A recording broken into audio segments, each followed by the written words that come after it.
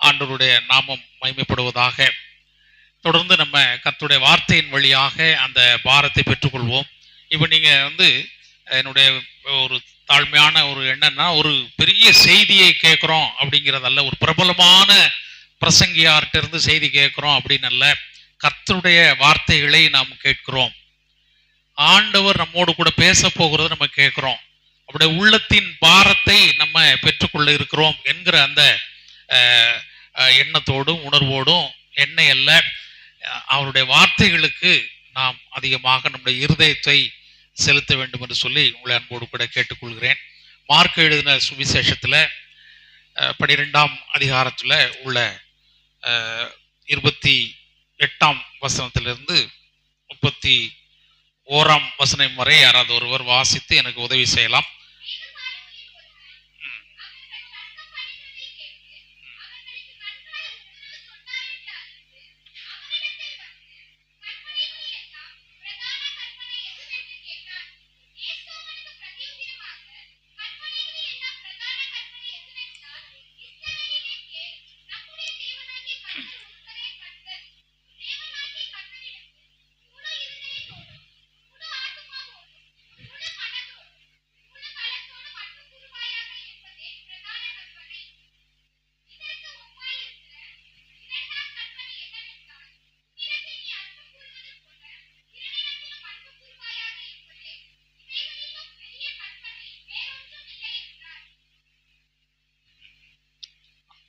ஆமா, படிங்க தொடர்ந்து.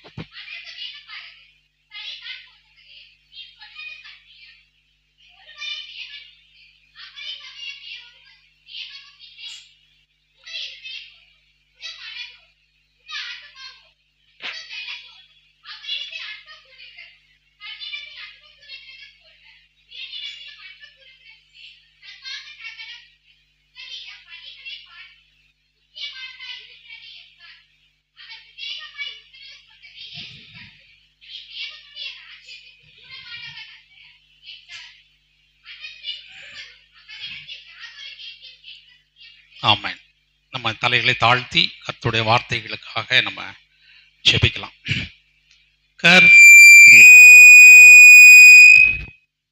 கர்த்தர் வசனம் வல்ல சம்பட்டி கண்மலையையும் நொறுக்கிடுமே. கர்த்தர் வசனம் வல்ல சம்பட்டி கண்மலையையும் நொறுக்கிடுமே. இதய நினைவை வகையாய் அறுக்கும் இத கருக்குள்ளதே. இதய நினைவை வகையாய் அறுக்கும் இருபுறமும் கருக்குள்ளதே. சத்திய வேதம் போகும் பாதையின் தீபம் உத்தம மார்க்கம் காட்டும் சத்திய வேதம். நல்ல ஆண்டவரே, நாங்கள் துதிக்கிறோம், ஸ்தோத்திரிக்கிறோம். ஆண்டவரே, இந்த நாளிலே அடியனுடைய வாயின் வார்த்தைகளும் எங்கள் எல்லாருடைய இருதயத்தின் தியானமும் உம்முடைய திரு சமூகத்திலே ஏற்புடையதாய் இருப்பதாக. ஆமென். மார்க் எழுதின சுவிசேஷத்தில் வாசித்த பகுதியில் ஒரு வேத பாரகன், அந்த நாட்களில் வேதத்தை கற்று தேர்ந்த ஒரு வேத பாரகன், ஒரு வக்கீலை போல ஒரு பெரிய படித்த தேர்ந்த ஒரு மனிதன் ஆண்டவரிடத்தில் அவன் ஒரு கேள்வியை கேட்கிறான். அந்த கேள்விதான், கற்பனைகளிலெல்லாம் பிரதான கற்பனை எது என்று சொல்லி அவன் கேட்கிறான். அப்போ ஆண்டவர் அவனுக்கு சொன்ன பதில், கற்பனைகளிலெல்லாம் பிரதான கற்பனை என்னவென்றால், உன் தேவனாகிய கர்த்தரிடத்தில் உன் முழு இருதயத்தோடும் உன் முழு ஆத்துமாவோடும் உன் முழு மனத்தோடும் உன் முழு பலத்தோடும் அன்பு கூர்வாயாக என்பதே பிரதான கற்பனை என்று சொல்லி ஆண்டவர் சொல்லுகிறார். அவன் கேட்ட கேள்விக்கு சரியான பதில சொல்லிட்டு என்ன செஞ்சிருக்கலாம், ஓகே அப்படின்னு சொல்லியிருக்கலாம் ஆண்டவர். ஆனால் அப்படி அங்கே நிறுத்தல், அதோட நிறுத்தி கொள்ளாமல் என்ன சொல்றாருன்னா, அடுத்த வசனத்துல அவன் கேட்காததற்கும் பதில் சொல்லுகிறான். அவன் என்ன கேட்கல? பிரதான கற்பனை எது என்று தான் கேட்டான். பிரதான கற்பனையை சொல்லிட்டார் ஆண்டவர். சொல்லிட்டு அடுத்த வசனத்துல 31ஆம் வசனத்துல வாசிக்கும் போது, இதற்கு ஒப்பா இருக்கிற இரண்டாம் கற்பனை என்று சொல்லுகிறார். அவன் அப்படி கேட்கல இல்லையா? பிரதான கற்பனைனா என்ன ஆண்டவரே, இதற்கு ஒப்பா இருக்கிற கற்பனை என்னன்னு அவன் கேட்கல. ஆனால் ஆண்டவர் என்ன செய்கிறார்? அதை அவனுக்கு தெளிவுபடுத்துகிறார். அவனுக்கு மட்டுமல்ல, நமக்கெல்லாமே அந்த விடையானது மிக பொருத்தமாக இருக்கிறது. தேவனாகிய கர்த்தரிடத்தில் முழு மனதோடும் முழு இருதயத்தோடும் அவரை ஆராதிப்பது என்பதுதான் பிரதான கற்பனை. அதே சமயத்துல ஒப்பாயிருக்கிற இரண்டாம் கற்பனை, ஆண்டவருக்கு கொடுக்கக்கூடிய இடம் முதல் இடம். இதுல எந்த ஒரு மாற்று கருத்தும் எந்த ஒரு சந்தேகமும் இருக்கக்கூடாது, இருக்க முடியாது. அவருக்கு தான் நம்முடைய வாழ்க்கையில முதல் இடமாக இருக்கிறது. அதை சொல்லிட்டு ஆண்டவர் சொல்றாரு, அதற்கு ஒப்பா இருக்கிற, ஜஸ்ட் ஈக்குவல் என்று சொல்கிறார். அதை போன்ற, அதற்கு சமமா இருக்கிற என்று சொல்லி ஒரு கற்பனையை அங்க சொல்லுவார். அது என்ன கற்பனை? உன்னிடத்தில் நீ அன்பு கூறுவது போல பிறனிடத்திலும் அன்பு கூறுவாயாக என்பதே என்று சொல்லுகிறார். அப்ப ஆண்டவர் இந்த ரெண்டு கற்பனைகளையும் ஒரு கற்பனையாக்கி சொல்லுகிறத பார்க்கிறோம். இவைகளிலும் பெரிய கற்பனை வேறு ஒன்றும் இல்லை என்று சொல்லுவோம். அப்ப ரெண்டு கற்பனையும் ஒரு கற்பனை ஆக்கி விட்டார். அப்ப தேவனை ஆராதிப்பதும் அவரிடத்தில் அன்பு செய்வதும் அது பிரதான கற்பனை. அதை போன்றது ஒரு இன்னொரு பிரதான கற்பனை எது? சக மனிதனை நேசிப்பது. ஆக அதுவும் பிரதான கற்பனையில் உள்பட்ட ஒன்று என்று சொல்லி ஆண்டவர் இங்கே தெளிவாக சொல்லு. இதுக்கு ஒப்பா இருக்கிற, அது அதை விட கொஞ்சம் முக்கியத்துவம் குறைந்த அப்படியெல்லாம் சொல்லலை. இல்ல அதை போன்ற, அது அப்படியெல்லாம் சொல்லலை. அதை என்ன சொல்றாரு? அந்த முதல் கற்பனைக்கு அதை அதை அதை அவ்வளவு முக்கியத்துவப்படுத்தி சொல்லுகிறார். ரெண்டுமே ஈக்குவல்லாங்கிறார். முதலாவது தேவனை ஆராதிக்க வேண்டும், அதை போல என்ன செய்யணும்? நாம் பிறனையும் நாம் நேசிக்க வேண்டும் என்று சொல்லி அதை பிரதான கற்பனை என்று சொல்றத நம்ம பார்க்கிறோம். அப்ப அவனுக்கு அந்த மனிதன் என்ன பதில் சொல்றான்? ஆம் ஆண்டவரே, சரிதான் போதகரே, நீ சொன்னது சத்தியம் என்று சொல்லிட்டு 33ஆம் வசனத்தில் நம்ம பார்க்கும்போது, ஆமா, இந்த ரெண்டும் தான் சர்வாங்க தகனம் முதலிய பலிகளை பார்க்கிலும் முக்கியமா இருக்கிறது என்று சொல்லுகிறான். சர்வாங்க தகன பலினா பலி செலுத்துகிற காரியம் இல்லையா? அந்த நாட்கள்ல ஆண்டவருக்கு செலுத்துகிற பலி அது பிரதானமான ஒரு காரியமாக இருந்தது. ஜனங்கள் தேவனுக்கு பலி செலுத்தினார்கள். பலி செலுத்துகிறதுனால ஆண்டவரை மைமைப்படுத்தினார்கள் இல்லையா? அவருக்கு நன்றி செலுத்தினார்கள். பல்வேறு விதமான பலிகள் செலுத்தப்பட்டன. இன்றைக்கு அது வேறு விதமாக மக்கள் செய்து கொண்டிருக்கிறார்கள். அப்ப தேவனை மைமைப்படுத்துவதற்கு இதைவிட வேற ஒரு காரியம் எதுவும் இல்லை என்று சொல்லுகிறார். சரீர பிரகாரமாக அல்லது இந்த மாதிரியான சடங்காச்சாரமாக செலுத்தப்படுகின்ற பலிகளை காட்டிலும் தேவனை ஆராதிப்பதும் அவரிடத்தில் அன்பு கூறுவதும் அவரிடத்தில் அன்பு கூறுவதை போல சக மனிதனிடத்திலும் அன்பு கூறுவது நாம் செலுத்தக்கூடிய பலிகளை காட்டிலும் முக்கியமானது என்று சொல்லி அவன் அங்கே சொல்லுகிறான். அதை ஆண்டவர் என்ன செய்கிறாரு பாருங்க, பாராட்டுகிறார். 34ஆம் வசனத்துல அவன் விவேகமாய் உத்தரவு சொன்னதை இயேசு கண்டார். அந்த பதில் எப்படிப்பட்ட பதிலாக இருந்தது? அவர் எப்படி சொல்றாரு? அது விவேகமான உத்தரவு என்று சொல்லி அவனுக்கு ஒரு பரிசு சொல்லு. என்ன பரிசு கொடுக்கிறார்? பாராட்டி, நீ தேவனுடைய ராஜ்யத்திற்கு தூரமானவன் அல்ல என்று சொல்லுகிறார். அப்ப இந்த வார்த்தை, இந்த காரியமானது ஆண்டவரை அவனுடைய உள்ளத்துக்கு மிக ஏற்ற ஒரு காரியமாக இருந்தது. தன்னை நேசிக்க வேண்டும், தேவனை ஆராதிக்க வேண்டும் என்கிற அந்த காரியத்தை போல பிற மனிதனையும் நேசிக்க வேண்டும் என்பதுல ஆண்டவர் எவ்வளவு முக்கியத்தை அவர் வைத்திருந்தார் என்பதை அவருடைய பதிலிலிருந்து நாம் கண்டுகொள்ள முடியும். அதே போல மத்தேயு எழுதின சுவிசேஷத்துல 22ஆம் அதிகாரத்துல 40ஆம் வசனத்திலையும் அங்க ஆண்டவர் சொல்ற ஒரு வார்த்தை இருக்கிறது. அதை படிங்க. ஆமென். ஆமென். பாருங்க, அந்த வேத பாரகன் சொல்லும் போது இந்த 2 கற்பனைகளும் சர்வாங்க தகன பலிகள் முதலான பலிகளை காட்டிலும் முக்கியமானதாக இருக்கிறது என்று சொல்லி அவன் சொன்னா. ஆனா அவனை விட ஒரு படி மேல போய் கர்த்தராகிய இயேசு கிறிஸ்து என்ன சொன்னாரு? இந்த 2 கற்பனைகளும் இதுல என்ன அடங்கி இருக்கு? நியாயப்பிரமாணம் முழுவதில் அடங்கி இருக்கிறதுன்னு சொன்னார். நியாயப்பிரமாணம்னா அந்த நாட்கள்ல அவங்க மிகவும் மதித்த ஒரு பிரமாணம், மோசேயினுடைய நியாயப்பிரமாணம். இப்ப நம்ம எவ்வளவு வேத புத்தகத்திற்கு நம்ம முக்கியத்துவம் கொடுக்கிறோமோ அதே போல இஸ்ரவேல் ஜனங்கள் அவர்கள் அவர்கள் மதித்த ஒரு வேத பகுதி தான் வேத பிரமாணம் தான் நியாயப்பிரமாணம்.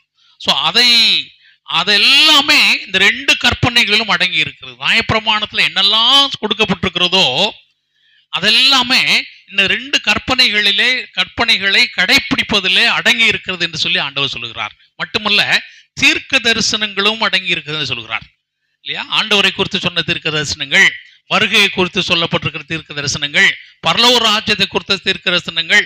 ஸோ அந்த நியாயப்பிரமாணத்திலேயே சொல்லப்பட்டிருக்கிற அத்தனை தீர்க்க தரிசனங்களும் இந்த 2 கற்பனைகளை கடைபிடிப்பதில் இருக்கிறது என்று சொல்லி ஆண்டவர் அங்கே சொல்றதை நம்ம பார்க்கிறோம். ஆக இந்த முதல் கற்பனை, இந்த 2 முதல்ல தேவனை நேசிப்பது என்பது அதை எதை குறிக்கிறது என்று சொன்னால், ஆண்டவரை நேசிக்கிற ஒரு காரியம். தேவனிடத்தில் அன்பு கூறுவதும் அவருடைய மகிமையை குறித்த நம்முடைய அக்கறையும் அதில் இருக்கிறது. ஆண்டவரை நம்ம நேசிக்கிறோம், தேவனை நேசிக்கிறோம், அதே சமயத்துல அவருடைய மகிமையை குறித்து நமக்கு என்ன இருக்கிறது? அக்கறை இருக்க வேண்டும்.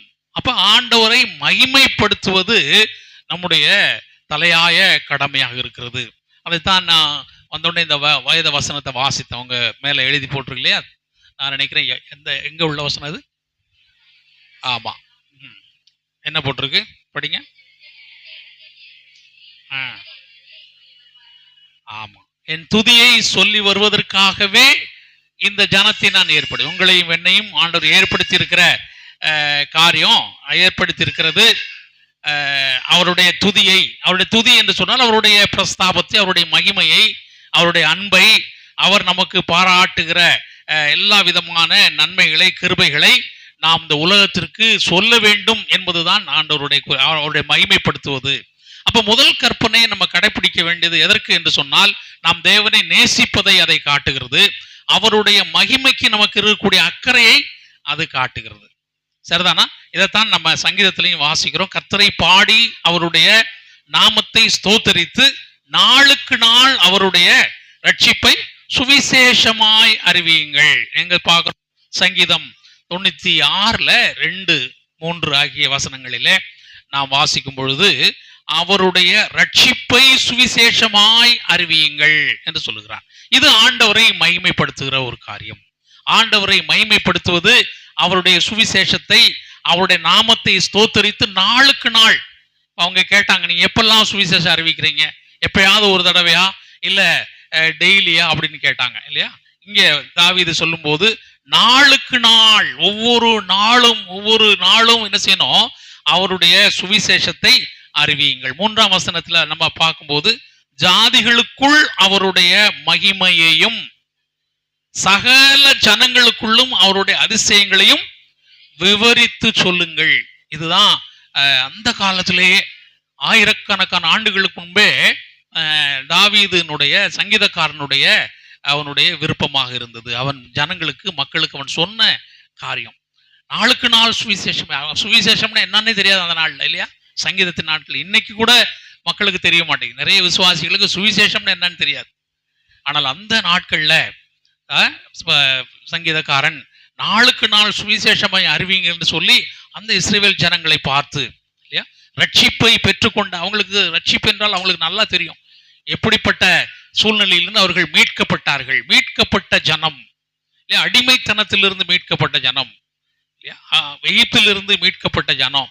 அவங்களுக்கு தான் தெரியும் ரட்சிப்பு என்றால் என்ன, தேவன் எப்படி நம்மை ரட்சித்தார், வனாந்தர வாழ்க்கையிலே 40 ஆண்டுகளுக்கு மேல எவ்விதமாக நம்ம எல்லாம் வழிநடத்தி வந்தார் என்கிற அந்த காரியங்களை, அதுதான் சுவிசேஷம். ஆண்டவர் நமக்கு செய்த காரியங்கள் சுவிசேஷம். ஆண்டவர் நமக்கு பாராட்டின நன்மைகள் சுவிசேஷம். அவர் நம்மை விடுதலையாக்கின காரியம் சுவிசேஷம். இதை நாளுக்கு நாள் அறிவிக்கிறது மட்டுமல்ல, ஜாதிகளுக்குள் அவருடைய மகிமையையும் சகல ஜனங்களுக்குள்ளும் அவருடைய அதிசயங்களை விவரித்து சொல்லுங்கள் என்று அங்கே சங்கீதக்காரர் அந்த நாட்களிலே அவர் சொல்லதை பார்க்கிறோம். இப்ப தேவனுடைய நாமத்திற்கு மகிமை சேர்க்கிற காரியம்தான் அவரை நேசிக்கிறோம் அப்படின்னா அவருடைய நாமத்தை என்ன செய்யணும், நம் மற்றவர்களுக்கு சொல்ல வேண்டும், அவரை மகிமைப்படுத்த வேண்டும். அதுதான் அவரை நேசிக்கிறோங்கிறதுக்கு அர்த்தம். நாம் தேவனுடைய இப்ப ஒரு வசனம் இருக்கு, படிங்க 1 யோவான்ல 5ஆம் அதிகாரம் 3ஆம் வசனம். ஆண்டவரை நம்ம அன்பு செலுத்துகிறோம் அப்படிங்கிறதுக்கு என்ன அடையாளம்? ஆமென். ஆமென். தேவனுடைய கற்பனைகளை கை கொள்வதுதான் நம்ம தேவனை நேசிக்கிறோம் என்பதற்கான அடையாளமாக இருக்கிறது இல்லையா? நம்ம அவரை நேசிக்கிறோம். நம்ம அப்பா அம்மாவை நேசிக்கிறோம் அப்படின்னா எப்படி நேசிக்க முடியும்? நம்ம பெற்றோரை நேசிக்கிறோம் அப்படின்னு சொன்னா, பெற்றோருக்கு கீழ்ப்படிந்து நடப்பது அவருக்கு மகிமை சேர்க்கிறது, அவருக்கு பெயர் சேர்க்கிறது, பெயர் வாங்கி கொடுக்கிறது. அதுபோல ஆண்டவருடைய தேவனுடைய கற்பனைகளை கை கொள்வது அவரிடத்துல அன்பு கூறுவதற்கு சமமாக இருக்கிறது. அப்ப அவருடைய கற்பனைகள் எது? அது ஆண்டவர் சொல்றார், பாரம் உள்ளவை அல்ல, நீங்க எல்லாம் அதை கடைபிடிக்க முடியாத கடினமான ஒரு காரியம் அல்ல, அது தாராளமாக கடைபிடிக்கக்கூடிய ஒன்றுதான். எனவே தேவனுடைய கற்பனைகளை நம்ம கை கொள்வது அவரை மகிமைப்படுத்துவதற்கு சமமாக இருக்கிறது. இன்னொரு வசனம் படிக்கலாம். யோவான் எழுதின சுவிசேஷம் 14ஆம் அதிகாரம் 21ஆம் வசனம். ஆமென்.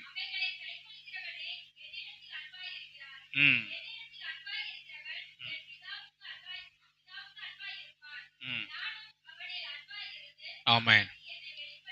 ஆமென். அப்ப தேவனுடைய கற்பனைகளை கை கொள்ளுகிறவனுக்கு என்னை வெளிப்படுத்துவேன்னு சொல்றார். அந்த வசனத்தினுடைய முதல் பகுதியையும் கடைசி பகுதியும் நீங்க இணைச்சு பார்த்தீங்கன்னா என்ன இருக்கு? எப்படி படிக்கலாம்? அதை என் கற்பனைகளை பெற்றுக்கொண்டு அவைகளை கை கொள்ளுகிறவனுக்கு என்னை வெளிப்படுத்துவேன். ஆண்டவர் நமக்கு வெளிப்பட வேண்டும் என்று சொன்னால், அவர் நம்மோடு கூட பேச வேண்டும் என்று சொன்னால், அவர் நம்மோடு கூட ஒவ்வொரு நாளும் இடைப்பட வேண்டும் என்று சொன்னால், நாம் தேவனுடைய கற்பனைகளை கை கொள்வதுதான் அவரை அன்பு செலுத்துவதற்கு சமம். அவைகளை கை கொள்ளுகிறவனே என்னிடத்தில் அன்பா இருக்கிறான். அப்ப நான் ஆண்டவரத்தில் அன்பா இருக்கிறேன்னு சொல்லிட்டு அவருடைய கற்பனைகளை கை கொள்ளாமல் இருந்தோம் என்று சொன்னால் என்ன அர்த்தம்? அவரை அன்பு செலுத்துவதற்கு, அவர் அன்பு செய்வதற்கு அர்த்தமே இல்லை. இல்லைன்னா கற்பனைகளை கை கொள்ளாம சும்மா அவரை நான் அன்பு செய்யறேன்னு சொன்னா அதுல என்னிடத்துல உள்ள சுயநலம், எனக்காக நான் பெற்றுக்கொள்வதற்காக, நான் மட்டும் அவரிடத்துல நன்மைகளை பெற்றுக்கொள்ள வேண்டும் என்பதற்காகவே நான் என்ன செய்கிறேன்? அவரிடத்துல அன்பு செலுத்துகிறேன் இல்லையா? அப்படிப்பட்ட அன்பை ஆண்டவர் என்ன செய்யறது இல்லை, அவர் ஏற்றுக்கொள்வதில்லை, விரும்புவதில்லை. அவருடைய கற்பனைகளை கை கொள்ளுவரிடத்துலதான் அவரும் அன்பா இருக்கிறார். அங்க அதை தான் பாக்குறோம், என்ன வாசிக்கிறோம் இல்லையா? நான் அதாவது கற்பனைகளை கை கொள்ளுகிறதே என்ன சொல்றாரு பாருங்க, என்னிடத்தில் அன்பாய் இருக்கிறவன் நானும் அவனில் அன்பாய். அப்ப ஆண்டவருடைய கற்பனைகளை கை கொள்ளும் போது அவர் நம்ம என்ன செய்யறார்? அவர் அன்பாய் இருக்கிறார். இப்ப நம்ம அவரை கற்பனையை கை கொள்ளாம இருந்தோம்னு சொன்னா அவர் நம்ம என்ன செய்ய மாட்டார்? அன்பா இருக்கவே மாட்டார். அப்ப அவர் நம்ம அன்பா இல்லை அப்படின்னா அது எவ்வளவு ஒரு பரிதாபமான ஒரு காரியமாக இருக்கும். சரிதானா? சரி, இப்ப கற்பனைகளை எப்படி கை கொள்றது? அவர் சொன்ன காரியங்களை கடைபிடிப்பதுதான் கற்பனை. இப்ப அதெல்லாம் நம்ம அதிகமான விஷயங்களுக்கு போகாம ஒரு காரியத்தை மட்டும் பார்க்கலாம். அவருடைய கற்பனைகளிலும் பிரதான கற்பனை எது சொல்லுங்க அப்போ? பிரதான கற்பனை எது? அல்ல, நான் கேட்கறது கிரேட் கமிஷன் ஒரு பிரதான கட்டளை ஒன்று கொடுத்திருக்க, கற்பனையும் கட்டளை. மத்தேயு எழுதின சுவிசேஷத்துல நம்ம வாசிக்கிறோம், கடைசி பகுதியில, கடைசி அதிகாரத்துல 28ஆம் அதிகாரத்துல நம்ம வாசிக்கிறோம். படிங்க. ஆமென்.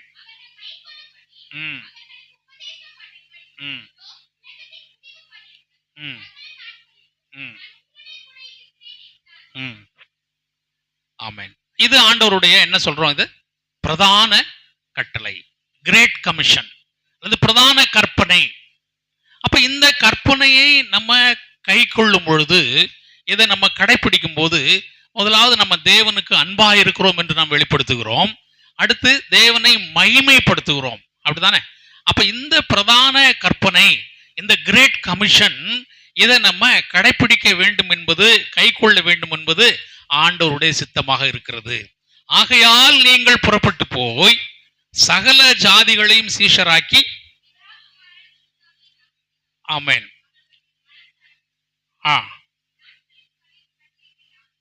இதோ உலகத்தின் முடிவு பரியந்தம் நான் சகல நாட்களிலும், ஆமென்.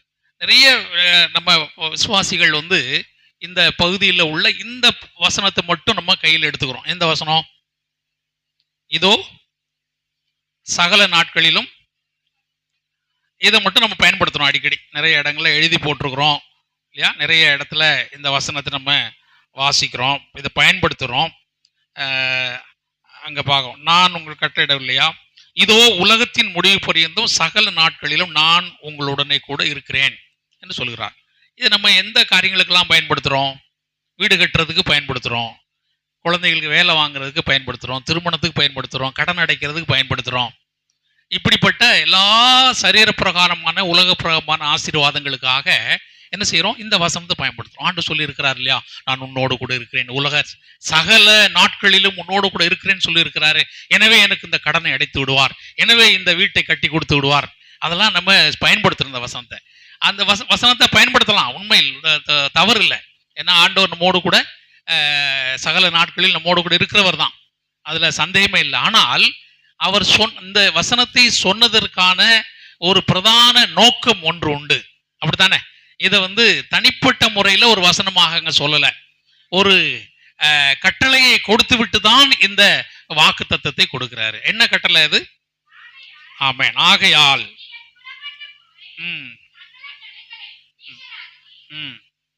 ஆமா,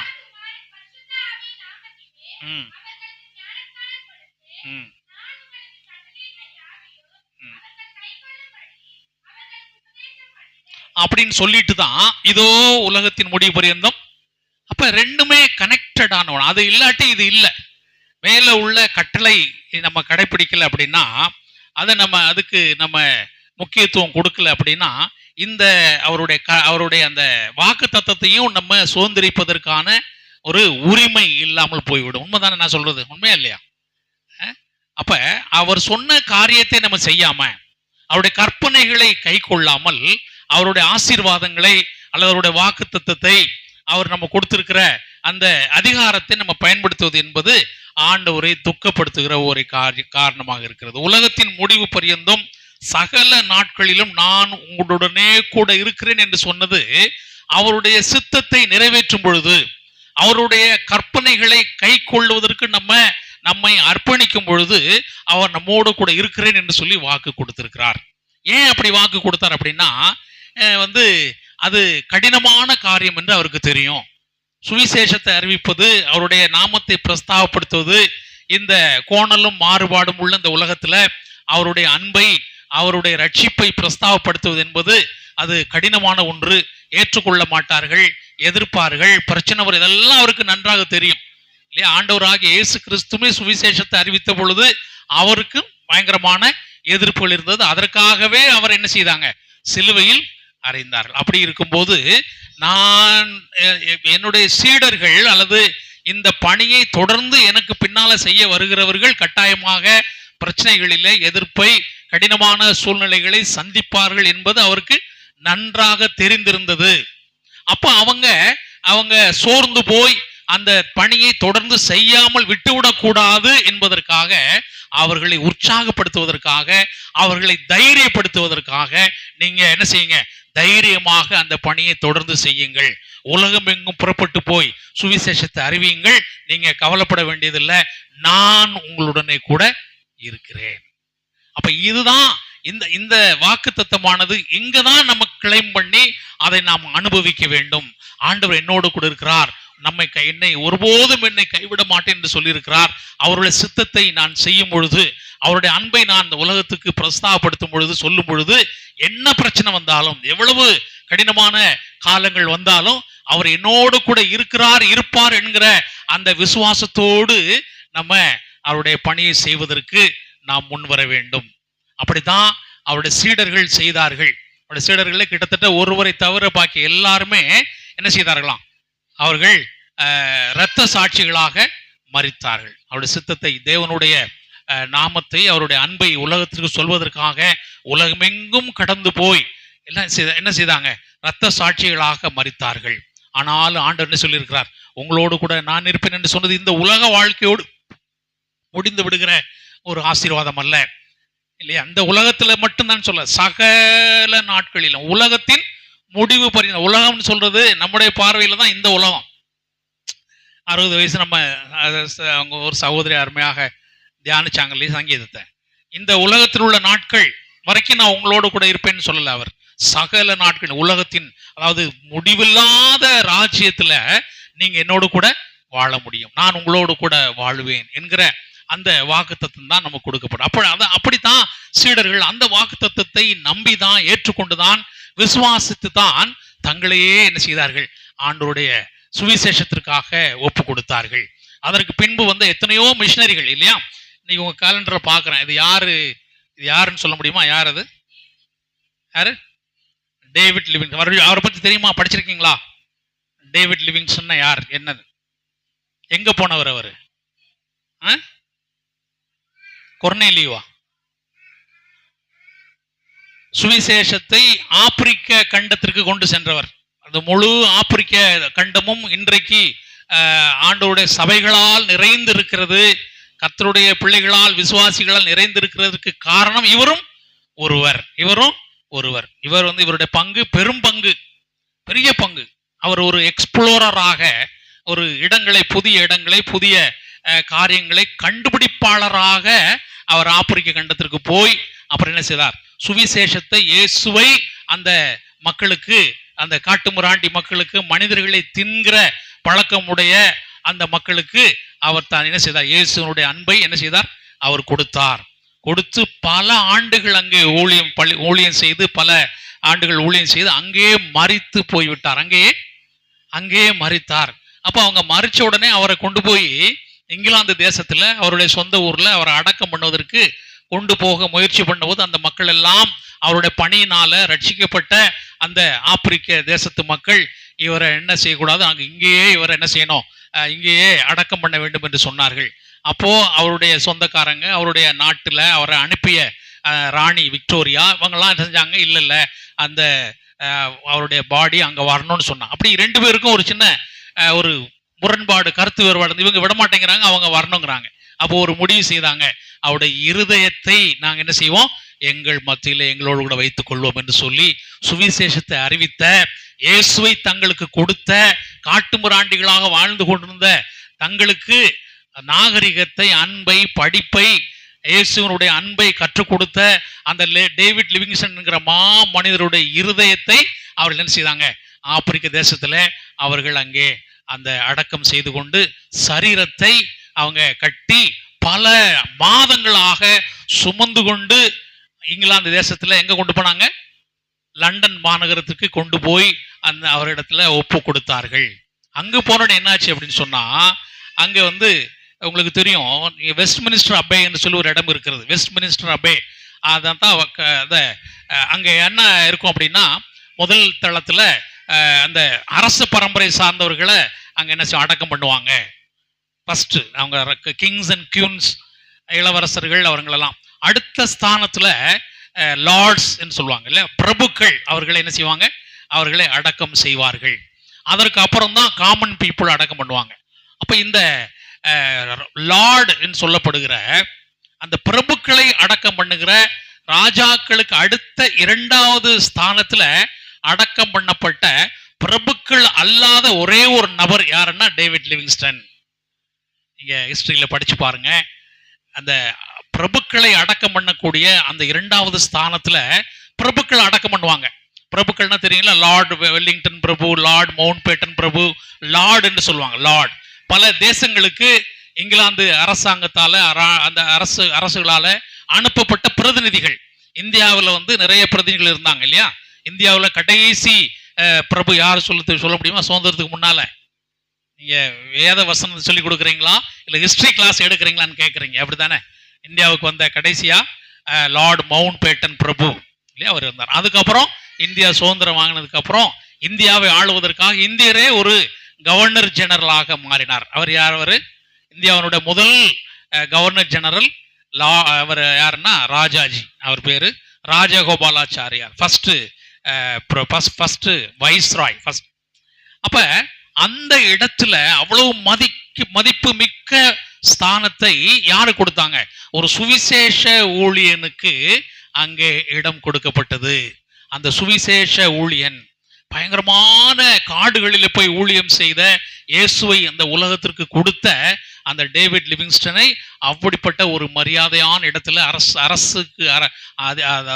அரச பரம்பரைக்கு அடுத்த ஸ்தானத்துல கொடுத்தார்கள் என்று சொல்லி நம்ம பார்க்கிறோம். அதுதான் இந்த டேவிட் லிவிங்ஸ்டன்.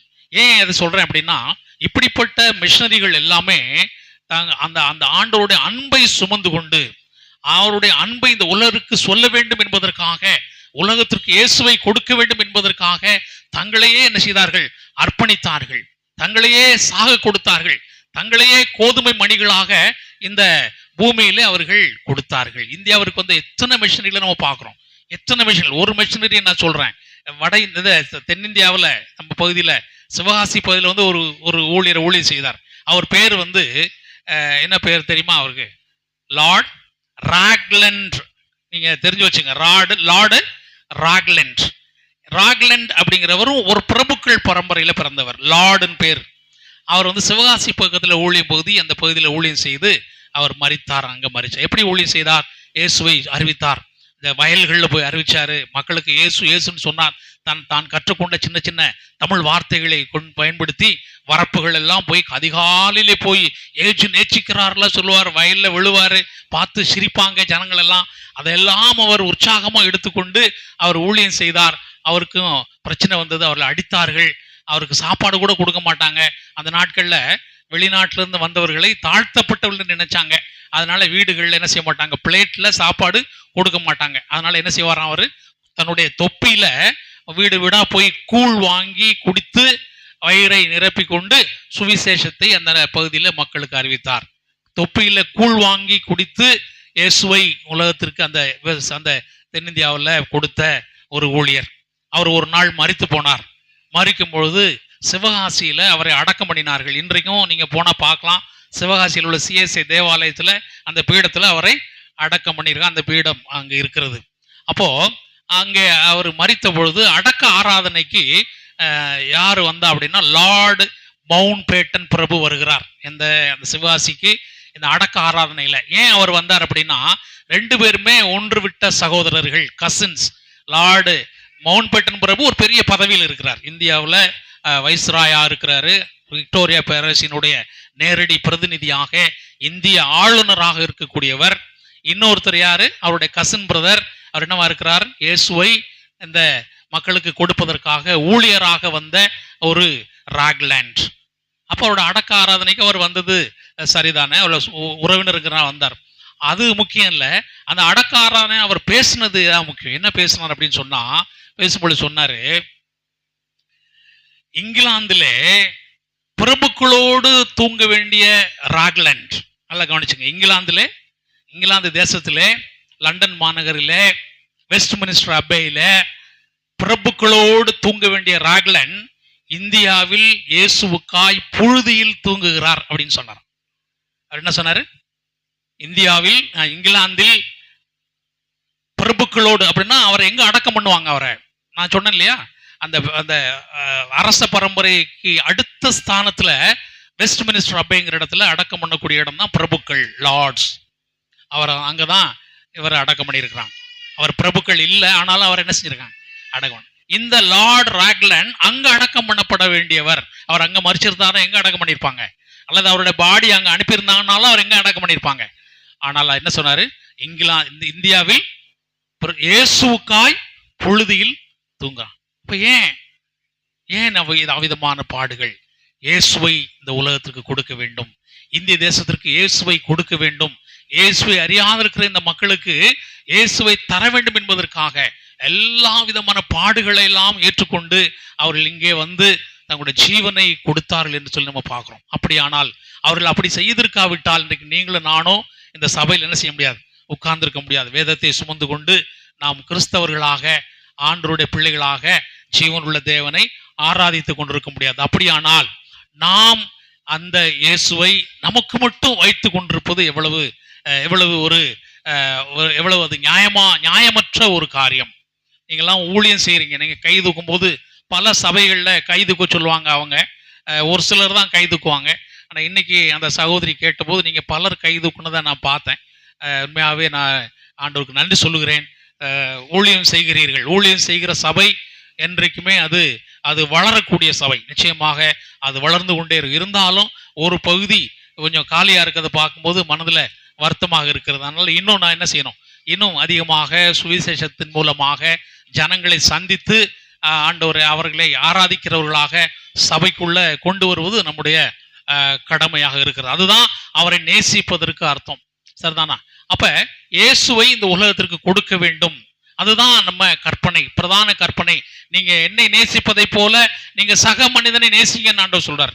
அந்த ஒன்றாவது கற்பனை, முதல் கற்பனை நம்ம எல்லாம் சிறப்பா செஞ்சிடறோம், வந்துடுறோம், ஆராதனைக்கு வர்றோம், சிறப்பா ஆராதிக்கிறோம். முதல் கற்பனை அற்புதமா நம்ம நிறைவேற்றி விடுகிறோம். எதுல நம்ம தவறுகிறோம்னா அதற்கு ஒப்பா இருக்கிற இன்னொரு கற்பனைன்னு சொன்னார் பாத்தீங்களா? அதுதான் நீ என்ன செய்யணும், நீ உன்னை நேசிப்பதை போல. நீ எப்படி நம்மளை நேசிக்கிறோம்? நான் கர்த்தருடைய பிள்ளையாக இருக்கிறேன், அதற்காக ஆண்டவரே உமக்கு ஸ்தோத்திரம்னு சொல்றேன். நான் என்னை நேசிக்கிறேன், காரணம் நான் ரட்சிக்கப்பட்டிருக்கிறேன். நான் எப்படியோ இருந்தேன், ஆனால் அவருடைய வார்த்தையினாலே நான் இன்றைக்கு அவருடைய பிள்ளையாக மாறி இருக்கிறேன். எனவே என்னை குறித்து ஒரு பெரிய சந்தோஷம் எனக்கு இருக்கிறது. ரட்சிக்கப்பட்ட என்னுடைய அப்பா அம்மாவை பற்றி எனக்கு ஒரு சந்தோஷம் இருக்கிறது. ஐயோ அவங்க ரட்சிக்கப்பட்டுட்டாங்களே, கர்த்தருக்கு ஸ்தோத்திரம். அப்ப இதை போல நம்ம இந்த ஜனங்களை குறித்து நம்ம சொல்ல வேண்டும் அல்லவா? அப்ப நம்மை நேசிப்பதை போல, இதை போல இவர்கள் எல்லாம் ரட்சிக்கப்பட வேண்டுமே, இவர்களெல்லாம் இயேசுவை அறிய வேண்டுமே என்கிற ஒரு வாஞ்சை நமக்குள்ள வர வேண்டும். அதுதான் ஆண்டவர் சொன்னாரு, நீ என்னை நேசிப்பதை போல நீ என்ன செய்ய, நீ பிறனை நேசிக்க வேண்டும். இப்ப பிறனை நேசிக்கிறது என்று சொன்னால் எப்படி நேசிக்கிறது? அவனுக்கு என்ன வேணாலும் கொடுக்கலாம், உலக பிரகாரமான காரியங்கள், பணம் கொடுக்கலாம், ஆடை கொடுக்கலாம், நம்ம இல்ல உணவு கொடுக்கலாம், அதெல்லாம் கொடுக்கணும்.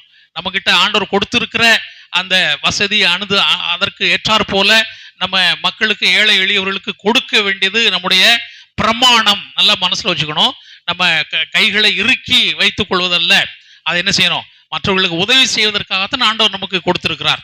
அப்ப நம்ம அதை செய்ய வேண்டியது நம்முடைய கடமை. ஆனால் அதற்கெல்லாம் விட மேலான ஒரு காரியம் என்னன்னா, இயேசுவை ஒரு மனிதனுக்கு கொடுப்பது. இயேசுவை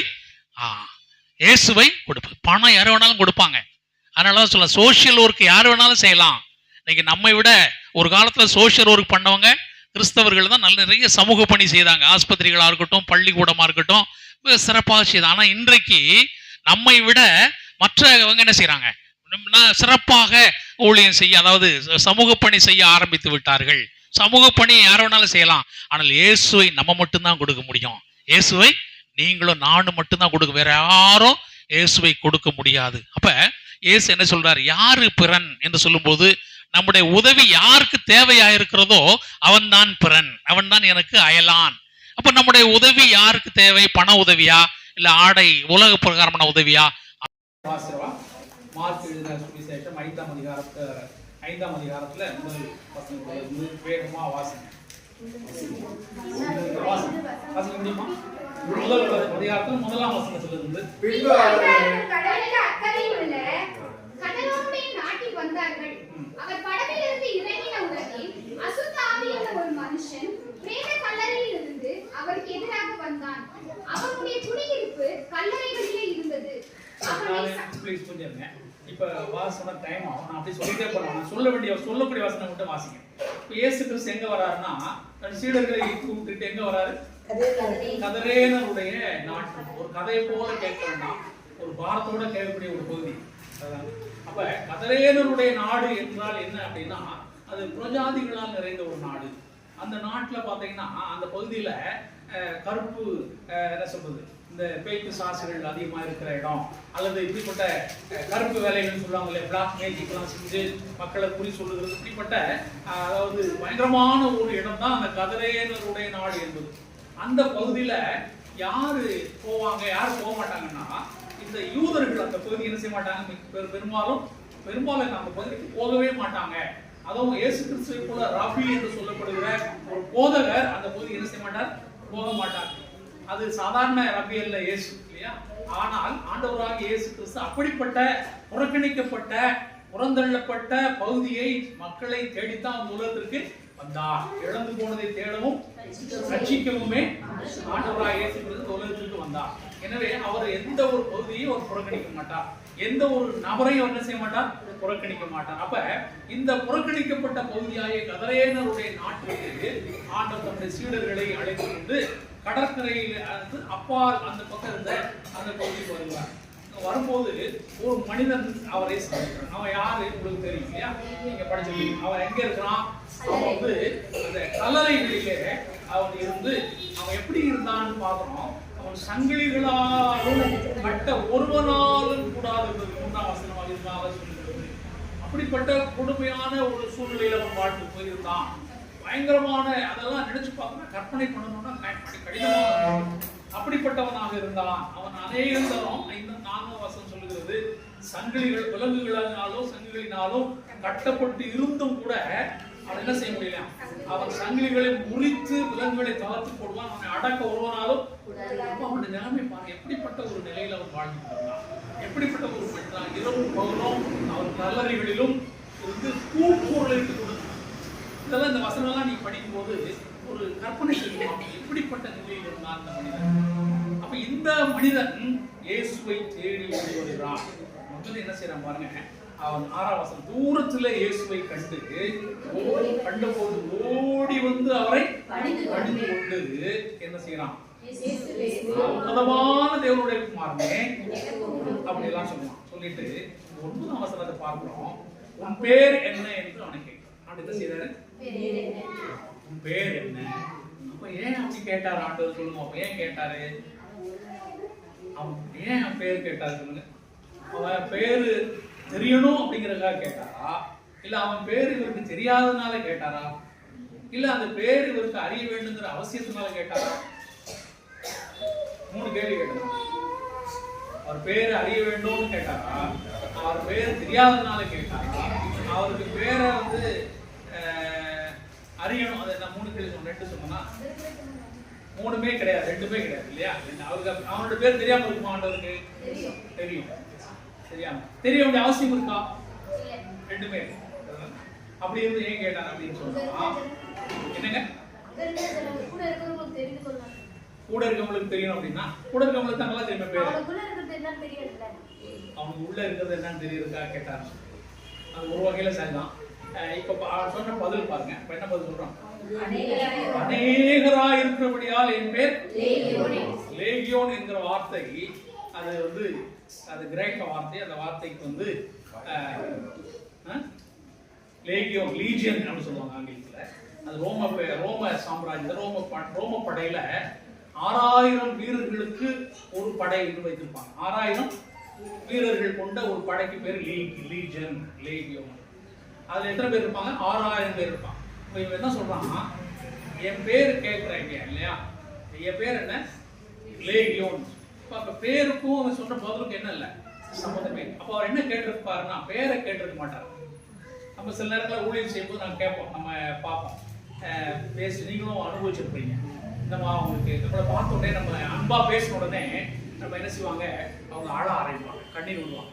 அப்ப நம்ம கேட்போம், ஏமா அழுகுறீங்க, என்ன பிரச்சனை உங்களுக்கு அப்படின்னு நம்ம கேட்போம்.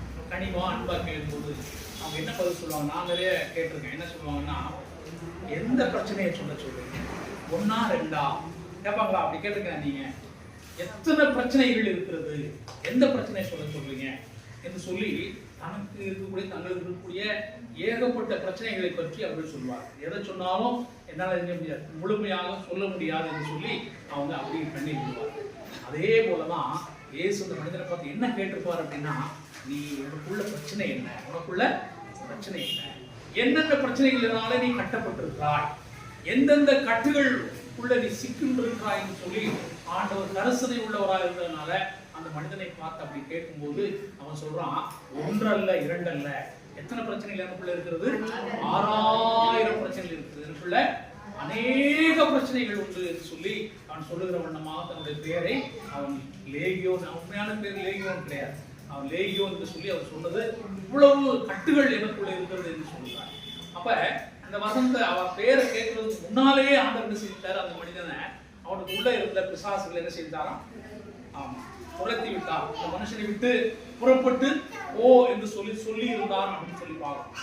இப்ப என்ன ஆச்சு அப்படின்னா, அவன் உள்ளத்துல அவனுடைய சரீரத்துல இருந்து அத்தனை பேய்களும் பிசாசுகளும் எங்க போயிடுச்சு, பன்றிகளுக்குள்ள போய் அந்த 2000 பன்றிகள் இல்லையா, 2000 பன்றிகள் என்ன செய்யுது, 2000 பன்றிகள் விழுந்து மாண்டு போயின. கடலிலே பாய்ந்து அமிழ்ந்து கொண்டது, அமிழ்ந்து மாண்டது. அப்படி ஆயிடுச்சு.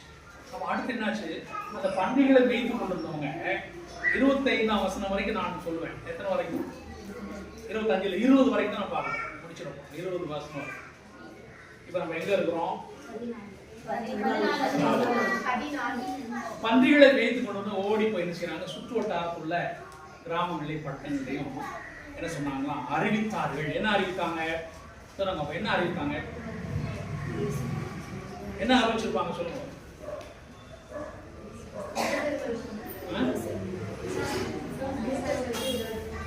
அப்படின்னு சொல்றீங்க நீங்க பாப்போம்.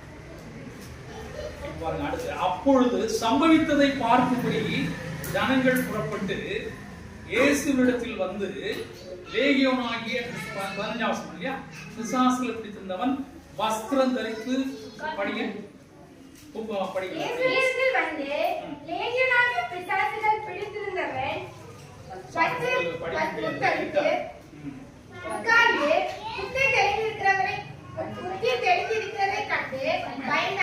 பாருங்க. இந்த மக்கள் எல்லாம் ஓடி வர்றாங்க, நீங்க போய் சொன்னதை கேட்ட உடனே எல்லாருமே அந்த இடத்துக்கு ஓடி வர்றாங்க. அவங்க ஓடி வந்து அவங்க என்னத்தை பார்த்தாங்க, என்ன பார்க்க 2 விஷயம் அவங்க சொல்லியிருப்பாங்க இல்லையா. ஒண்ணு அது பன்றிகள் எல்லாம் என்னாச்சு, பன்றிகள் எல்லாம் மாடு செத்து போயிடுச்சு. இவங்க ஓடி வந்து எதை பார்த்துருப்பாங்க, முதல்ல பன்றிகளை பார்க்க முடியாது, பன்றிகளை தான் பார்க்க முடியாது, எல்லாம் செத்து போச்சு இல்லையா. பன்றிகள் தண்ணியில மூழ்கிட்டனால அதை பார்க்க முடியாது. அடுத்தவங்களுக்கு பார்க்கக்கூடிய ஒன்று என்னது, இந்த மனிதன் என்ன செய்தான், உட்கார்ந்து இருந்தான்.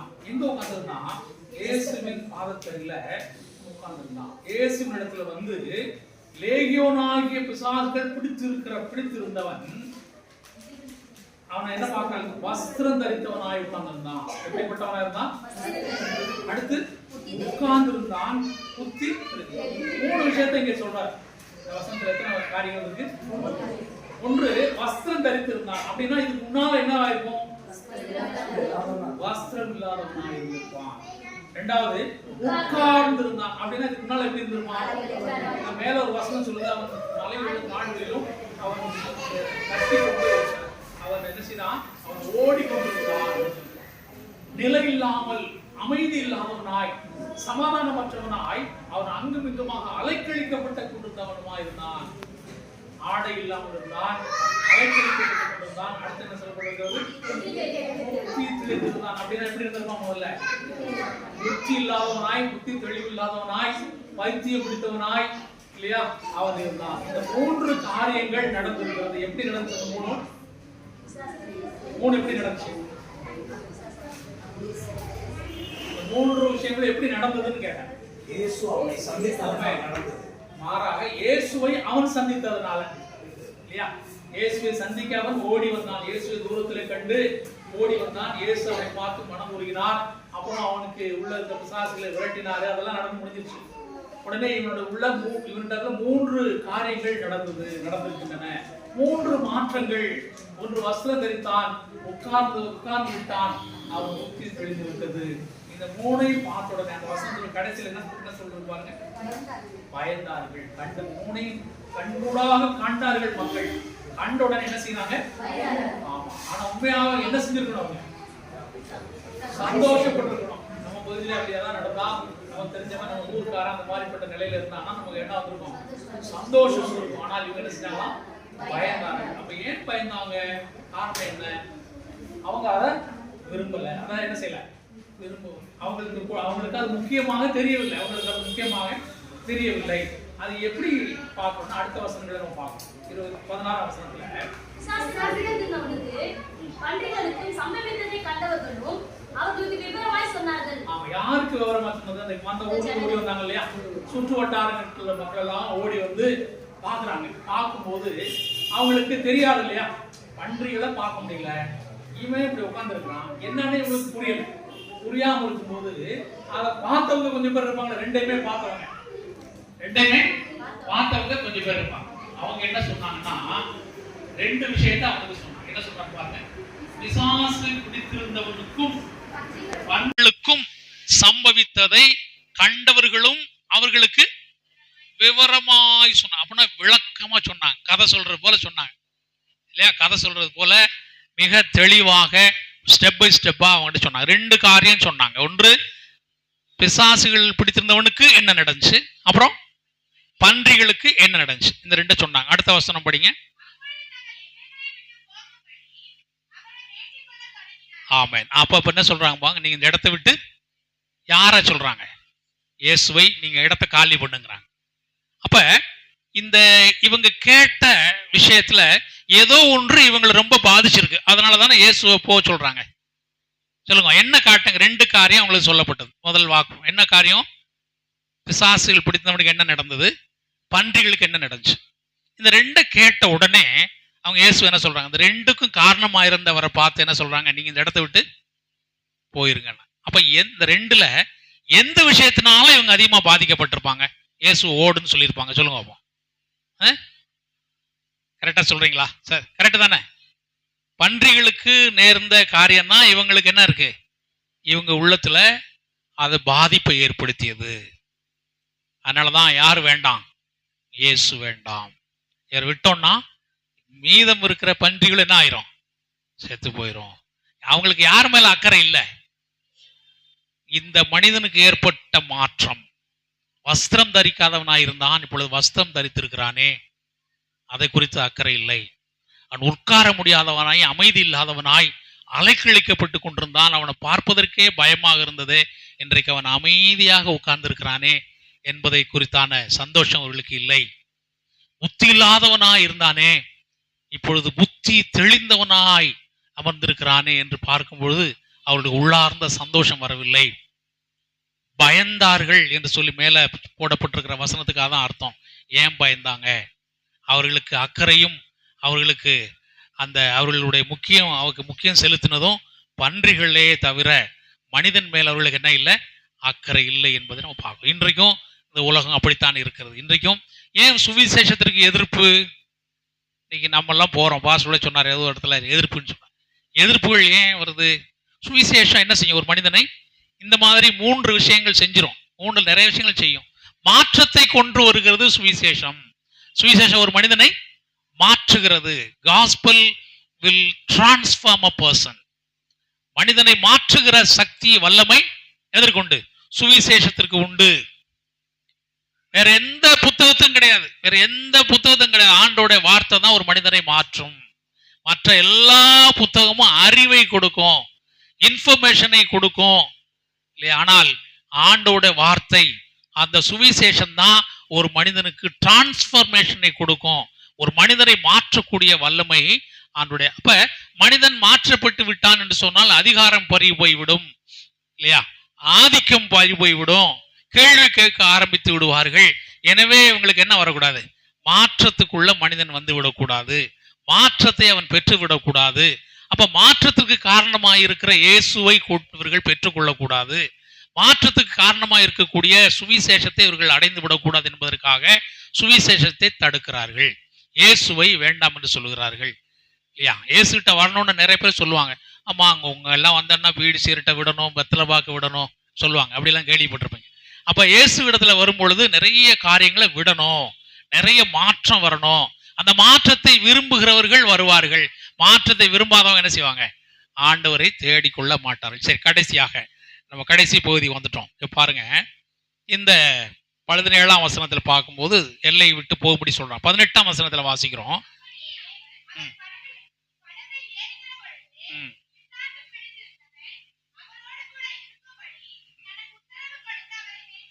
ஆமே. இந்த மனிதன் வந்து ஒரு ஆண்டவர்கிட்ட ஒரு ரிக்வஸ்ட் பண்றான். அவர் என்ன செய்தார் பாருங்க, இயேசு என்ன செய்தார், நீங்க இந்த இடத்தை விட்டு போங்கன்னு சொன்ன உடனே அவர் என்ன செய்யறார், அவர் அங்க என்ன செய்யல, தன்னுடைய அதிகாரத்தை செலுத்த முடியும் அவரால். ஆனால் என்ன செய்யல, அவர் அதிகாரத்தை செலுத்தவில்லை. ஏன் என்ன வேண்டான்றீங்க, நான் நல்லது தானே செஞ்சேன், அப்படிலாம் அவர் என்ன செய்யல, அப்படியெல்லாம் வாதாடலை. சுவிசேஷத்தை ஒரு மனிதன் ஏற்றுக்கொள்ளலன்னு என்ன செய்யுங்க, காலில் இருக்க தூசியை தட்டிட்டு நீங்க எங்க வரவேற்பு இருக்கிறதோ அங்க போங்கன்னு நமக்கெல்லாம் ஆண்டவர் சொல்லி கொடுத்தவர். அதை அவரே என்ன செய்தார், செய்து காட்டி முன்மாதிரியாக இருந்தார். நீங்க என்ன வேண்டான்றீங்களா, உடனே நான் கிளம்புறேன்னு சொல்லி அவர் படகுல ஏறுறதுக்கு போனாரு. அப்ப இந்த மனிதன் ஓடி வந்து அவன் ஒரு ரிக்வஸ்ட் வைக்கிறான். என்ன ரிக்வஸ்ட் வச்சான் பாருங்க, தனக்கு என்ன செய்யணுமா, ஆண்டவரே நான் உங்களோடு கூட வந்து விடுகிறேன்னு சொன்னான். இதைத்தான் நான் தியானிக்கும் போது எனக்கு எனக்கு ரொம்ப என் உள்ளத்தை மிக தொட்ட ஒரு காரியம் இந்த கடைசி வசனம், இந்த 17, 18, 19, 20 அது உங்களுக்கும் அது அந்த பாரத்தை கொடுக்கும்னு நான் நினைக்கிறேன். இவன் வந்து ஒரு மனிதன் வந்து இவ்வளவு நிலையிலிருந்து மாற்றப்பட்ட உடனே அவனுடைய உண்மையான விருப்பம் என்னவா இருக்கும் அப்படின்னா, உடனே வீட்டுக்கு போகணும்னு நினைப்பான். வீட்டுல போய் அப்பா அம்மாவை பார்க்கணும், அவனுடைய கல்யாணம் பண்ணவனா இருந்தா பிள்ளை குட்டிங்களை பார்க்கணும், சொந்தக்காரங்கிட்ட போய் நான் மாறிட்டேன், சந்தோஷமா இருக்கிறேன். உதாரணமா ஒரு கண்ணு தெரியாத ஒரு பையன், ஒரு மனிதன் ஒரு பல வருஷம் கண்ணு தெரியாத, கண்ணு கிடைச்சோன்னு என்ன செய்வான், எடுத்த உடனே தன் வீட்டுல போய் தன் நேசிக்கிறவர்களை பார்க்கணும்னு விரும்பானான் இல்லையா. ஆனா இங்க இந்த மனிதன் பாருங்க, அந்த விருப்பமே இல்லாம அவன் என்ன செய்யறான், அவன் இயேசுவோடு கூட போயிடுவான். இது கூட சொல்லல, நான் கொஞ்ச நேரம் போயிட்டு வந்துடுறேன் வீட்டுக்கு, நீங்க என்னை கூட்டு போங்க அப்படின்னு கூட சொல்லல. உடனடியாக அவரோடு கூட ஏற வேண்டும் என்று சொல்லுகிறான். ஏன் போகணும்னு விரும்பினான்னு நான் யோசிக்கும் போது நான் தியானிச்சேன். அது என்ன காரணம் அப்படின்னா, இவன் ஏன் அப்படி அந்த மனிதன் அந்த சொந்தக்காரங்களையோ இவனுடைய ஊர்ல உள்ளவங்களையோ இவன் என்ன செய்யல, இவன் வெறுத்தான். என்ன செய்தான், அவங்ககிட்ட போகவே இவனுக்கு பிடிக்கல, அவங்ககிட்ட போகவே. ஏன்னா அவன் நினைச்சான், நம்ம இந்த நிலைக்கு கொண்டு வந்ததே அவங்க தான், நம்ம மேல எந்த அக்கறையுமே அவங்க காட்டல.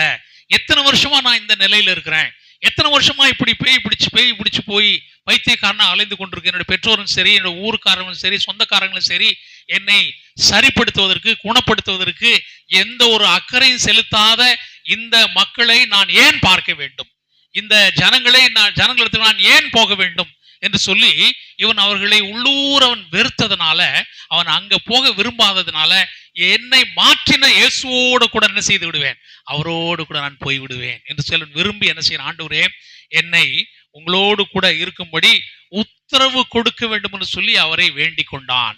அடுத்த வசனம் 19 பார்க்கிறோம். அவனுக்கு உத்தரவு கொடாமல் பார்க்கிறோம். உத்தரவு கொடாமல், நீ உன் இனத்தாரிடத்திலே உன் வீட்டிற்கு போய் சொல்லுங்க.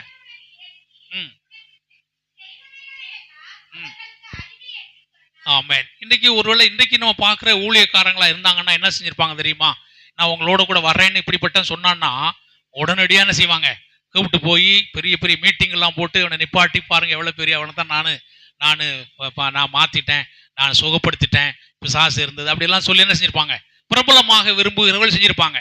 இயேசுக்கு பிரபலமாகணுங்கிற ஒரு அவசியம் இல்லை, அவர் விரும்பவும் இல்லை. அவர் அதனாலதான் என்ன செய்தாரு, உத்தரவு கொடுக்க, நீ என்னோட கூட என்ன செய்யக்கூடாது, வரக்கூடாது, உனக்கென்று நான் வேறொரு பணியை வைத்திருக்கிறேன், உனக்கென்று ஒரு பொறுப்பை வைத்திருக்கிறேன், உனக்கென்று ஒரு மிஷனை வைத்திருக்கிறேன். என்ன வச்சிருக்கிறேன், ஒரு மிஷன்.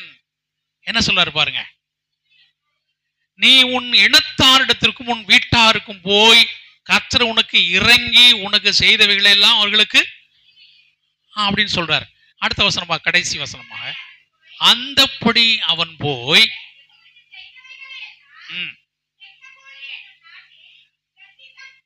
பண்ண. ஆமென். முதல்ல என்ன பட்டார்கள், பயந்தார்கள். இப்ப எப்படி மாறுச்சது, ஆச்சரியத்துல மாறுகிறது, ஆச்சரியப்பட்டார்கள். இவன் பாருங்க, இவன் சொல்றான், ஆண்டவர் நீ என் கூட வராதங்கிறார். முதல்ல ரிக்வஸ்ட் பண்றான். ரிக்வஸ்ட் பண்ண அதுக்கு என்ன காரணம்னு சொன்னேன் நான், அவர்களை வெறுத்ததுனால, தன் வீட்டாரை இனத்தாரை வெறுத்ததுனால, அவங்களாம் எனக்கு வேண்டாம், நான் உங்களோட வந்துடுறேன்னு சொல்லி போகணும்னு நினைக்கிறான். ஆனா ஆண்டவர் எனக்கு உத்தரவு கொடவில்லை. உத்தரவு கொடாம நீ போய் அவங்ககிட்டே போன்னு சொல்லும் போது இவன் அதையும் என்ன செய்கிறான், ஏற்றுக்கொள்கிறான். அந்தப்படிங்கிற வார்த்தை தான் நம்ம அங்க பாக்குறோம். அப்படியே கீழ்ப்படுகிறான். நம்ம தான் என்ன செய்யிருப்போம், நானா இருந்தா என்ன செய்திருப்பேன்னா, இன்னும் ஒரு காலை பிடிச்ச, ஆண்டவரே நீங்க தயவு செய்து என்ன செய்யாதீங்க, வேண்டான்னு சொல்லிடாதீங்க, எனக்கு இந்த இடமே பிடிக்கல, என் ஊரே பிடிக்கல, எங்க ஆளுகளே பிடிக்கல, தயவு செய்து என்ன செய்யுங்க, கொண்டு போங்க, நான் உங்களுக்கு ஒரு சிரமம் பண்ண மாட்டேன், நீங்க சொல்ற இடத்துல சாட்சி சொல்லுவேன் எனக்கு அப்படின்லாம் அவன் சொல்லியிருப்பேன், நான் சொல்லியிருப்பேன், காலை பிடிச்சிருப்பேன். ஆனால் அவன் என்ன செய்யல, அவன் அப்படியெல்லாம் திரும்பவும் போய் அவரை கட்டாயப்படுத்தாமல், இன்னும் அதிகமா ரிக்வஸ்ட் பண்ணாம, அவர் சொன்ன வார்த்தைக்கு அப்படியே கீழ்ப்படிந்தான் என்று சொன்னால் அவன் உள்ளத்துல ஏற்பட்ட மாற்றம் என்ன அப்படிங்கிறத நான் சிந்திச்சேன். அப்படிங்கிறத நான் தியானிக்கும் போது நான் ரொம்ப அதிகமா யோசிச்சேன். அப்ப நான் எனக்கு வெளிப்படுத்தப்பட்ட விஷயம் என்ன அப்படின்னா, இவன் ஏன் அப்படி கீழ்ப்படிஞ்சான் அப்படின்னா, இவன் இப்ப எப்படிப்பட்டவனா இருக்கிறான்? இப்ப இவன் புத்தி தெளிந்தவனாக இருக்கிறான். புத்தி தெளிந்து போய் விட்டது. இவன் நல்ல சிந்திக்கக்கூடிய ஒரு மனிதனாக. அப்ப என்ன சிந்திக்கிறான் அப்படின்னா, இந்த இயேசு, நான் என்னுடைய வீட்டாரையும் என்னுடைய இனத்தாரையும் நான் என்ன செய்கிறேன்? வெறுக்கிறேன்.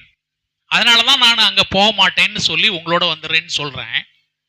ஆனால் இவரோ, நான் யாரை வெறுக்கிறோனோ அவரை என்ன செய்யறாரு? அவர்களை இவர் என்ன செய்யறாரு?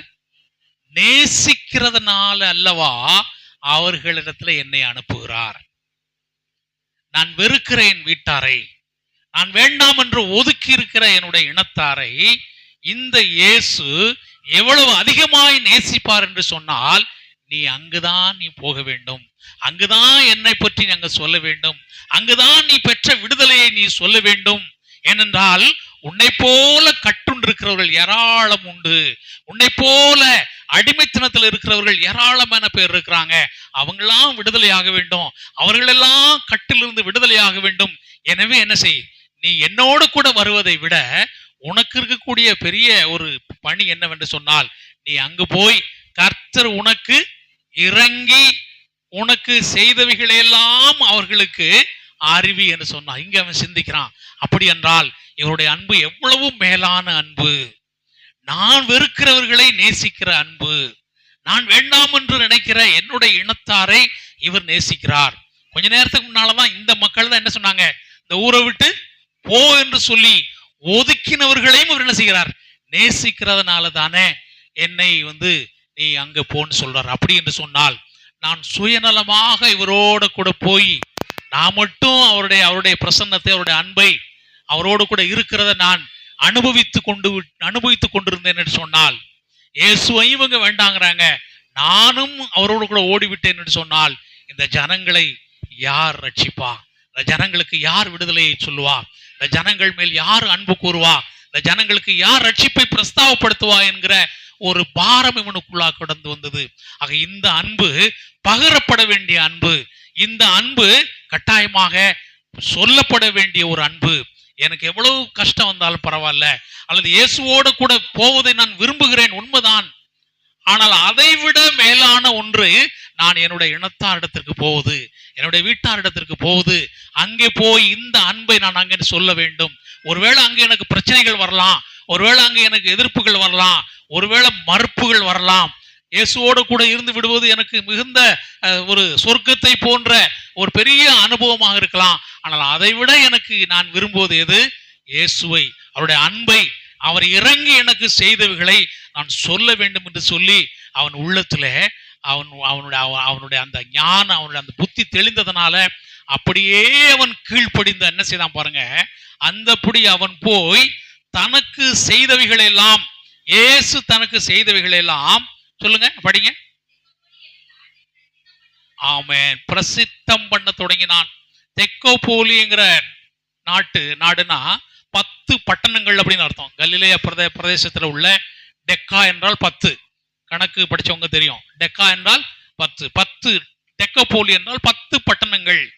அந்த 10 பட்டணங்கள்ல ஒரு பட்டணத்துல 50,000 பேர் ஜனத்தொகை இருந்தாங்களா அந்த நாட்கள். எவ்வளவு பேரு? 50,000. அப்ப 10 பட்டணங்கள் எவ்வளவு பேர் இருந்திருப்பாங்க? இப்படி எல்லாம் கணக்கெல்லாம் கேட்பீங்கன்னா நாங்க 5 லட்சம் பேர், 10 பட்டணங்கள். அப்ப ஆண்டவர் எத்தனை பேர் சொல்ல சொன்னார்? நம்ம ஒரு சின்ன கால்குலேஷன் போட்டு பார்த்தேன். உன் வீட்டார் வீட்டுல 50 பேர் இருப்பாங்களா, சொந்த பந்தம்லாம். இடத்தார் அப்படின்னா ஜாதி ஜனம், அங்க ஒரு 500 பேர், இங்க ஒரு 50 பேர், 550 பேருக்கு போய் சொல்லுன்னு சொன்னார் ஆண்டவர். ஒரு சின்ன கணக்கு தான், கரெக்டா இருக்க வாய்ப்பு இல்லை, இருக்கவும் இருக்கலாம். 550 பேருக்கு போய் சுவிசேஷம் சொல்ல சொன்னாரு. ஆனா இவன் என்ன செஞ்சான்? எத்தனை பேருக்கு சொன்னான்? 5 லட்சம் பேருக்கு மட்டும் இல்ல, முதல்ல வீட்டுல சொல்லியிருப்பான்ல 50 பேருக்கு சொல்லியிருப்பான். அதுக்கடுத்து இனத்தார் 500 பேருக்கும் சொல்லியிருப்பான். 50 + 500 550 சொல்லி முடிச்ச பிறகு சும்மா உட்கார முடியுமா? அந்த அன்பு நம்ம சுமந்துட்டு, இப்ப நம்ம சும்மா உட்கார்ந்துருக்கோம் பாருங்க, அப்படி சும்மா உட்கார இருக்க முடியாது இல்லையா? நம்ம அன்பு என்ன செய்வோம்? சொல்லிக்கொண்டே இருப்போம். 50 தாண்டுனா, 500 தாண்டுனா, தெக்கோ 5 லட்சத்துக்கு போனா. இங்க வசனம் என்ன சொல்லுது? பிரசித்தம் பண்ண தொடங்கினான்னு தான் இருக்க தவிர முடிச்சிட்டான்னு கிடையாது. அப்ப இன்னும் உயிரோட இருந்திருந்தான்னா இன்னைக்கு என்ன செய்து கொண்டிருப்பான்? அவன் அந்த சுவிசேஷத்தை கர்த்தர் இணக்கி இறங்கி தனக்கு செய்தவைகளை அவன் சொல்லிக்கொண்டே இருந்திருப்பான். பிரசித்தம் பண்ண தொடங்கினான். ஜனங்கள் எல்லாரும் என்ன செய்தாங்களாம்? அப்ப இயேசு அந்த பகுதிக்கு போயிட்டாரு. 8ஆம் வசனத்துல திரும்பி அந்த பகுதிக்கு வர்றார். பாருங்களேன், 8ஆம் வசனத்துல ஒரு வசனம் இருக்கு பாருங்க. திரும்பி வர்றார். நான் நினைக்கிறேன் எங்க 8ஆம் வசனத்துல அவர் திரும்ப வர்றாருன்னு ஒரு வசனம் இருக்கு பாருங்க. 35ஆம் வசனம் 9 இல்ல 8ஆம் அதிகாரத்துல மார்க் 8ஆம் அதிகாரத்துல ஒரு வசனம் படிங்க. இயேசு தெக்கப்போலிக்கு திரும்பி வந்தாருன்னு இருக்கும். இதோட முடிச்சிடறேன். 8ஆம் அதிகாரத்துல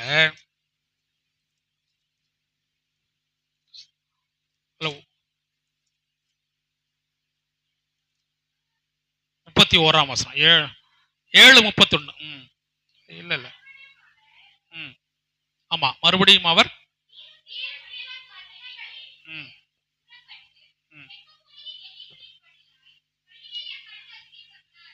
அவர் போயிட்டு திரும்ப எங்க வர்றார்? திரும்பவுமாக கொஞ்ச நாள் கழிச்சு தெக்கப்போலிக்கு வருகிறார். தெக்கப்போலி யாரு? இந்த டெக்கப்போலிஸ். எங்க இந்த மனிதன் எங்கெல்லாம் இயேசுவை பற்றி சொல்லியிருக்கிறானோ அந்த பகுதியை வருகிறார். அங்க அங்க ஒரு அற்புதம் செய்கிறாரு. 8ஆம் அதிகாரத்தினுடைய முதல் பகுதியில் வாசிச்சோம்னா அங்க 4000 பேருக்கு என்ன செய்கிறாரு? அங்கே போஷிக்கிறார்னு பார்க்கிறோம். அவங்க எல்லாம் என்ன செய்கிறாங்க? மக்கள் எல்லாம் தங்களை அவர் சொல்வதை கேட்பதற்காக ஜனங்கள் கூட்டமாக கூடி வந்தார்கள். 3 நாள் வரைக்கும் சாப்பிடாம உட்கார்ந்து இருக்கிறாங்க. அப்படித்தான் நம்ம வாசிக்கிறோம். இவங்கெல்லாம் சாப்பிடாம இருக்காங்களே, நீங்க இவங்களுக்கு போய் சாப்பாடு கொடுன்னு ஆண்டவர் சொல்றார். அப்ப இவன் சொன்ன செய்தியை கேட்டு இந்த இயேசுவை நாங்கள் பார்க்க வேண்டும், இந்த இயேசு சொல்லக்கூடிய சத்தியத்தை கேட்கணும் என்று சொல்லி ஆயிரக்கணக்கான மக்கள் என்ன செய்யறாங்க? அவர் திரும்ப வந்த பொழுது அவர் சொல்லக்கூடிய வார்த்தையை கேட்பதற்காக அவரிடத்துல சாப்பிட கூட இல்லாம என்ன செய்தார்களாம்? அமர்ந்திருந்தாங்க. அப்ப ஆண்டவர்கள் மேல இறக்கப்பட்டு அவர்களுக்கு போஷித்தார் என்று சொல்லி நம்ம இங்க பார்க்கிறோம். அப்ப ஒரு மனிதனுடைய சொல்லுனால ஒரு மனிதன் என்ன செய்தான்? இயேசுனுடைய அன்பை இந்த உலகத்திற்கு போய் சொன்னதுனால என்ன நடந்துச்சு? ஆயிரக்கணக்கான மக்கள் இயேசுவை தேடி வருகிறவர்களாக மாறினார்கள். இந்த மனிதன் என்ன செய்தான்? கர்த்தர் தனக்கு இறங்கி செய்தவைகளை உலகம் எங்கும் போய் எல்லா இடத்திலும் அவன் அறிவிக்கிறவனாக இருந்தான். அப்ப இன்னைக்கு நம்ம ஒருவேளை செய்து கொண்டிருந்தோம் என்று சொன்னால் கர்த்தரை நம்ம ஸ்தோத்திரிப்போம், துதிப்போம். செய்யாம இருந்தோம்னு சொன்னா ஏன் நம்ம செய்யாம இருக்கிறோம் அப்படின்னா, கர்த்தர் நமக்கு இறங்கி ஒன்றுமே செய்யலன்னு அர்த்தம். ஒன்றுமே செய்யாம இருந்தா தான் நம்ம சொல்றதுக்கு ஒண்ணு இல்லைன்னு அர்த்தம். அப்படி யாராவது இருக்குமா? கர்த்தர் இறங்கி ஒண்ணுமே நமக்கு செய்யலையா? இல்ல நமக்கு கிடைத்திருக்க எல்லா நன்மைகளும் ஆசீர்வாதங்களும் நம்முடைய திறமையினால, நம்முடைய படிப்பினால, நம்முடைய சாமர்த்தியத்தினால வந்ததா? இல்ல, எல்லாமே அவர் இறங்கி செய்த காரியங்கள். அப்படியானால் நாம ஏன் இந்த உலகத்திற்கு அதை சொல்லாமல் இருக்கிறோம்? இன்னொன்னு, அவர் இந்த விஷயத்தை நீ போய் சொல்லுன்னு சொல்லி ஒரு சின்ன செய்தியை தான் சொன்னார். இவன் கேட்டா உங்க கூட வந்துடுறேன்னா ஆண்டவர் உத்தரவு கொடாமல் நீ போய் உன் இனத்தாரிடத்துக்கு உன் வீட்டாருக்கும் நான் உனக்கு இறங்கி செய்தவைகளை சொல்லுன்னு சொல்லி ஒரு சின்ன சென்டென்ஸ் தான் இந்த செய்தி தான். இதை கேட்ட உடனே அவன் 5 லட்சம் பேருக்கு மேல உள்ள மக்களுக்கு அவன் சுவிசேஷம் சொன்னான்னா இந்த இடத்துல இந்த புல்பிட்ல இருந்து எத்தனை மணிக்கணக்கான செய்தியை நம்ம கேட்டிருப்போம். ஒரு சின்ன செய்தி ஒரு மனிதனை அப்படி லட்சக்கணக்கான பேருக்கு சத்தியத்தை அறிவிக்கிறவனாக மாற்றி இருக்குமானால் இல்லையா, மணிக்கணக்காக நாள் கணக்காக எத்தனையோ செய்திகளை இங்கேயும் சரி, டிவிலையும் சரி, போன்லையும் சரி, பல்வேறு விதமான இடங்களிலிருந்து நாம் செய்தியை கேட்டுக்கொண்டிருக்கிறோம். அவனுடைய வார்த்தை கேட்கிறோம். நாம் ஏன் இன்னும் அவருடைய அன்பை நம்ம என்ன செய்ய மாட்டேங்கிறோம்? மற்றவர்களுக்கு சொல்லி அவர்களும் அந்த கட்டுகளிலிருந்து விடுதலையாகி ஆண்டவரை ஆராதிக்க வேண்டும், தொழுது கொள்ள வேண்டும் என்கிற அந்த ஒரு அக்கறையும் அன்பும் நமக்கு ஏன் இல்லாமல் இருக்கிறது என்பதை நாம் சிந்தித்து பார்ப்போம். ஆவியானவர் நமக்கு இன்றைக்கு நம்மோட கூட பேசி இருக்கிறார். ஒரு செய்தியாக அல்ல, ஒரு பாரமாக கர்த்தர் நமக்குள்ளாக வைத்திருக்கக்கூடிய பாரம், சுவிசேஷத்தை அறிவிக்க வேண்டும். அதை எப்படி அறிவிக்கணுங்கிறத அந்த ட்ரெயினில் உங்களுக்கு சொல்ல போறோம். கொஞ்சம் ஒரு 1/2 hour தான் நீங்க இருங்க. கொஞ்சம் குரூப்பாக உட்காந்து ஒரு 3 குரூப்பாக உட்காந்துக்கிறோம். உட்காந்துட்டு நம்ம சகோதரிகள் உங்களோட பேசுவாங்க. நீங்க டவுட் கேட்கலாம். இது வரைக்கும் நீங்க செய்து கொண்டிருக்கூடிய ஊழியங்களை பற்றி சொல்லுங்க, அவங்க எப்படி செய்யணும்னு சொல்லுவாங்க. நேற்று தினத்துல அருமையாக அங்க செய்ய கர்த்தர், அதாவது செய்தியை மாத்தாம செயல்முறையை மாற்றி ஊழியம் செய்யறது எப்படின்னு சொல்லி கொடுப்பாங்க. எதிர்ப்புகள் இல்லாம இருக்கணும்னா எப்படிப்பட்ட ஊழியத்தை நம்ம செய்யணும்னு சொல்லி கொடுப்பாங்க, என்ன சொல்லணும்னு சொல்லி கொடுப்பாங்க இல்லையா. நம்ம போய் கைப்பிரதி கொடுக்குறது, ஏன் சர்ச்சுக்கு வராமல் இருக்கா மக்கள், எப்படி செய்தா சபைக்கு ஆத்மாக்களை நம்ம வர வைக்க முடியும், இது கர்த்தருடைய கருத்துல தான் இருக்குது. நம்ம எப்படி பயன்பட வேண்டும், நம்ம எப்படி அறிவிக்கணுங்கிறத அவங்க ஷேர் பண்ணுவாங்க. இதையும் பெற்றுக்கொள்ளுங்க. அப்புறம் நீங்க சொல்லக்கூடிய ஒரு நாள் எந்த நாள்லன்னு நாங்களும் வருவோம், நீங்களும் சேர்ந்து நம்ம என்ன செய்யலாம், எந்த பகுதிக்கு நீங்க ஊழியர் செய்ய நினைக்கிறீங்களோ அந்த பகுதியில் போய் ஒரு நாள் முழுக்க ஒரு நாள் வீடு வீடாக போய் உட்கார்ந்து அவர்களோடு கூட பேசி ஆண்டோடைய அன்பை நம்ம என்ன செய்யலாம், பகிர்ந்து கொள்வோம். அதுக்கு நீங்க ஆயத்தமா இருங்க. நீங்க எங்களை கூப்பிட்டா நாங்க வந்து சேர்ந்து 2 பேரும் சேர்ந்து என்ன செய்யலாம், ஊழியம் செய்யலாம். கர்த்தர் தாமே இந்த வார்த்தைகளை ஆசீர்வதிப்பாராக.